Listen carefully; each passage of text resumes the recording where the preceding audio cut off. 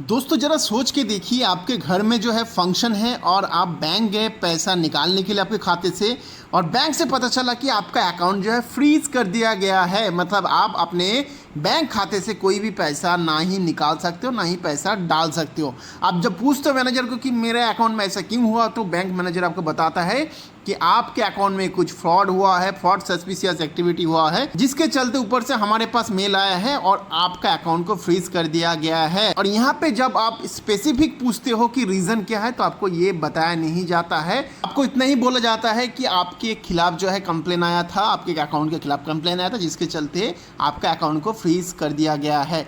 और यहाँ पे आपको कुछ पता ही नहीं चलता आपको आगे करना क्या है, आपके अकाउंट को अनफ्रीज कैसे करना होता है। और सबसे बड़ा रीजन है कि कौन सा स्पेसिफिक रीजन के चलते आपका अकाउंट को जो है फ्रॉड घोषित किया गया है।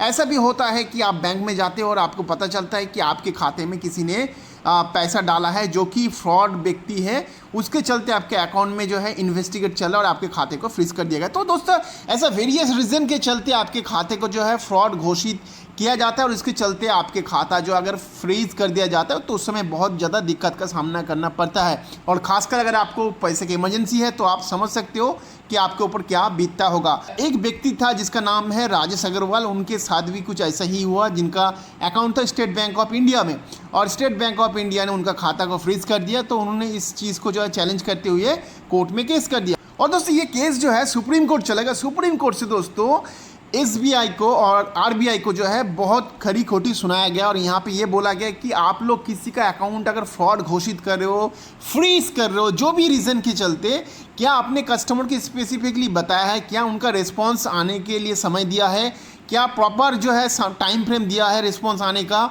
या फिर उसका रिस्पॉन्स क्या है उसके ऊपर आपने गौर किया है, फर्दर उसको प्रॉपर फॉलोअप किया है। तो ये सारा विषय पे जो है आरबीआई का जो जवाब था और स्टेट बैंक का जो जवाब था वो से सुप्रीम कोर्ट ने जो है सेटिस्फाई नहीं हुए। फिर जाके चलते सुप्रीम कोर्ट ने आदेश दिया कि आप अपना जो है गाइडलाइन को दुरुस्त करिए और कस्टमर को इस तरीके से जो है आप जो है तंग नहीं कर सकते हो। ये आरबीआई ने इसके ऊपर संज्ञान लिया और परसों के दिन में एक जो है फ्रेश गाइडलाइन जारी किया। इसके ऊपर क्या बोला गया गाइडलाइन में ये बोला गया है कि अगर कस्टमर का कोई भी रीज़न के चलते उसके अकाउंट में कोई फ्रॉड सस्पिशियस एक्टिविटी होता है, या फिर मनी लॉन्ड्रिंग का कोई केसेस या फिर एक्टिविटी अगर होता है जिसके चलते उनका अकाउंट फ्रीज करना या फिर उनके अकाउंट फ्रॉड घोषित करना हो सकता है, तो उस सिनारियो में कस्टमर को सबसे पहले एक रिस्पॉन्स या फिर सबसे पहले एक नोटिस भेजना पड़ेगा, और एटलीस्ट कस्टमर को 21 दिन का जो है समय देना पड़ेगा रिस्पॉन्स देने के लिए।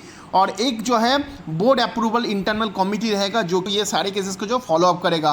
लेकिन दोस्तों इसके पहले कस्टमर को एग्जैक्टली रीज़न बताना पड़ेगा कि एक्चुअल कौन सा रीज़न के चलते हम आपके अकाउंट को जो है फ्रॉड सस्पिशियस या फिर फ्रॉड जो है घोषित कर सकते हैं। तो वो चीज़ जो है कस्टमर को बताना ही पड़ेगा। इंटरनल पॉलिसी के चलते हवाला बोल के आप उसको छुपा नहीं सकते हो। तो दोस्तों ये अपने आप में एक बहुत बड़ा जीत है, क्योंकि खासकर दोस्तों जो लोग ट्रेडिंग वगैरह करते हैं फॉरेक्स वगैरह में, उनके साथ बहुत ज़्यादा दिक्कत हो रहा है। तो उन लोगों को यूएसडीटी में जो है ट्रांजेक्शन करना पड़ता है, और फिर जब वो आईएनआर से यूएसडीटी परचेस करते हैं तब ऐसा बहुत सारे लोगों के साथ भी ऐसा हुआ है।